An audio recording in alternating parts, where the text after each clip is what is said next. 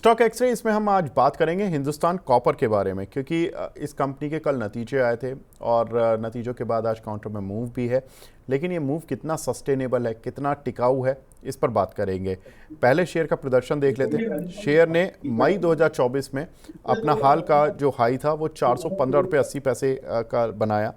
वहाँ से शेयर बुरी तरह से टूटा और पिछले महीने तक यानी कि अप्रैल में जो इसका लो बना है, सोचिए मई 2024 से और अप्रैल 2025 तक ये काउंटर लगातार प्रेशर में रहा और 183 रुपये 82 पैसे का इसने लो बनाया अप्रैल महीने में।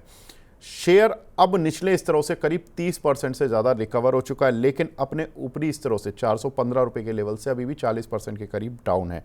शेयर प्रेशर में क्यों आया, पहले उसको जान लेते हैं थोड़ा सा, फिर इसके अप होने की भी कहानी को समझेंगे कि क्यों रिकवर हुआ। शेयर प्रेशर में इसलिए आया कि एफआईज डीआईज थोड़ा माल बेच रहे थे। Q4 में उन्होंने काफ़ी माल बेचा, 3.41% से घटाकर एफआईज ने अपना हिस्सा 3.27% किया। डीआईज ने भी करीब ½ % अपनी होल्डिंग कम की कंपनी में, 9.06% से घटाकर 8.57% किया। दूसरा बड़ा डर जो इस कंपनी में था वो ये था कि अमेरिकी टैरिफ की वजह से कहीं ऐसा तो नहीं कि जो मेटल प्राइजेस हैं वो नीचे गिर जाएं। कॉपर में ख़ास तौर से बहुत तेज़ मूवमेंट आता है। अगर आप स्टील देखोगे, दूसरी मेटल देखोगे तो उतना मूवमेंट नहीं होता जितना कॉपर में काफ़ी तेज़ मूवमेंट होता है। तो कॉपर की कीमतों को लेकर थोड़ा सा डर लग रहा था मार्केट को। लेकिन अब पहले इसके रिजल्ट्स देख लेते हैं, कल किस तरह के नतीजे देखने के लिए मिले, क्योंकि आज काउंटर में रिजल्ट्स का मूव है। रिजल्ट्स काफ़ी शानदार आए हैं, नो डाउट काफ़ी शानदार रिजल्ट्स हैं। रेवेन्यू 29% कंपनी का बढ़ा, नेट प्रॉफिट करीब 50% बढ़ता हुआ दिखाई दिया और YOY में ये रिजल्ट्स हैं। Q-on-Q तो और ज़्यादा अच्छे हैं। एबिटा में करीब 18% का जंप देखने के लिए मिला। मार्जिन्स जरूर कंपनी के थोड़ी सी 40% के मुकाबले 36.5% आए हैं। अब ट्रिगर्स की बात करते हैं। ट्रिगर्स देखें कंपनी के, तो भारत की एकमात्र इंटीग्रेटेड कॉपर प्रोड्यूसर है ये, और कॉपर कीमतों में रिकवरी इसमें जारी है। नवंबर से मई तक कंपनी के कॉपर कीमतों में करीब 20% की रिकवरी आ चुकी है। अब इंटरनेशनल मार्केट में कमोडिटी में कॉपर ट्रेड होती है, तो 20% की रिकवरी ऑलरेडी आ चुकी है।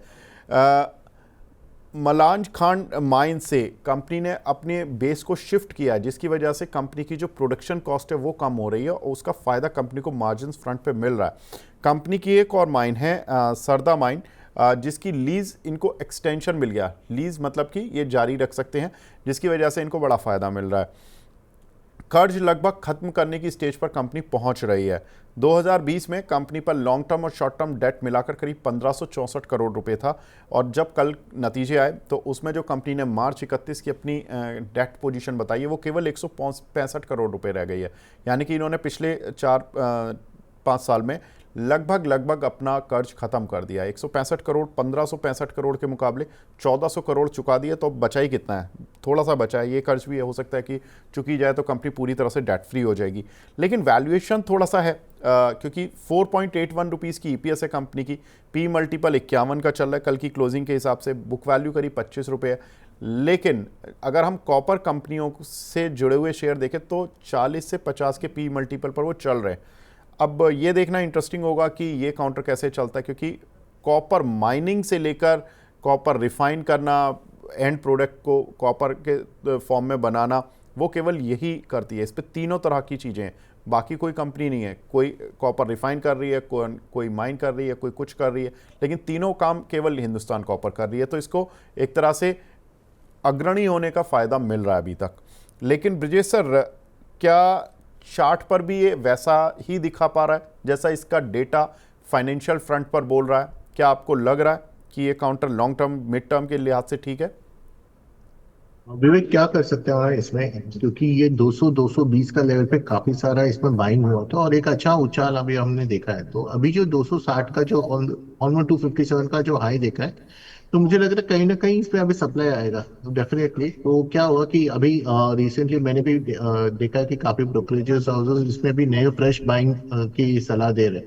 बट मेरा ये मानना है कि जो मूव जो स्टार्ट हुआ था 220 के लेवल से स्टार्ट हुआ था, तो कहीं ना कहीं जाके 250 260 के बीच में थोड़ा सा प्रॉफिट बुकिंग आएगा जरूर। यहाँ पे आएगा, यहाँ पे प्रॉफिट बुकिंग के बाद थोड़ा कूलिंग ऑफ होगा, उसके बाद जब एक नया इसमें जब सेटअप जो बनेगा, फिर हम इसको वापस 300 के आसपास के लिए ट्रेड कर सकते हैं। बट अगर अभी ऑलरेडी जो स्टॉक चल चुका है उसके बाद अभी अगर कोई लेने की सोच रहा है, तो मेरी सलाह है कि एक बार यहाँ पे वेट करें, और जिनके पोजिशंस हैं वहाँ पे यहाँ पे मुझे लगता है कि एक बार थोड़ा सा पार्शियल प्रॉफिट बुकिंग डेफिनेटली कर लेना चाहिए, क्योंकि 260 का जो लेवल है वो काफी स्ट्रॉन्ग रेजिस्टेंस है टेक्निकल पॉइंट ऑफ व्यू से। एक 2-3 महीने लग सकते हैं जहाँ पे ये लेवल पे यहाँ पे फिर से ये रुक सकता है। प्रॉफिट बुकिंग होगा, थोड़ा साइडवेज आने की उम्मीद है, और जब भी ये वापस 220 अगर आता है तो उसके आसपास मुझे लगता है फिर वो वापस बाइंग कर सकते हैं। तो इमीडिएट व्यू मुझे मुझे इसमें प्रॉफिट बुकिंग करने की सलाह देना है, और नीचे जब आएगा 220 230 के आसपास, फिर हम सोचेंगे इसको री एंटर करने के लिए। ठीक है, तो 220 230 की रेंज रहेगी जहां पर कि री एंटर करना है। अभी फ़िलहाल जिनको आज ट्रेडिंग बाउंस मिला है वो थोड़ा बहुत प्रॉफिट बुक कर लें। सर अगर 220 230 आता है तो फिर क्या टारगेट लेकर रखें? तो पहला तो वही होगा, क्योंकि कहीं ना कहीं 260 का जो लेवल है वो रेजिस्टेंस जोन है, मुझे लगता है उस टाइम पे भी वो, क्योंकि मूविंग एवरेजेस जो वीकली के जो टाइम फ्रेम है, जहाँ पे 50 दिन का जो वीकली का जो मूविंग एवरेज 265 के आसपास आता है, तो हो सकता है वो 5 एक पॉइंट प्लस माइनस हो सकता है।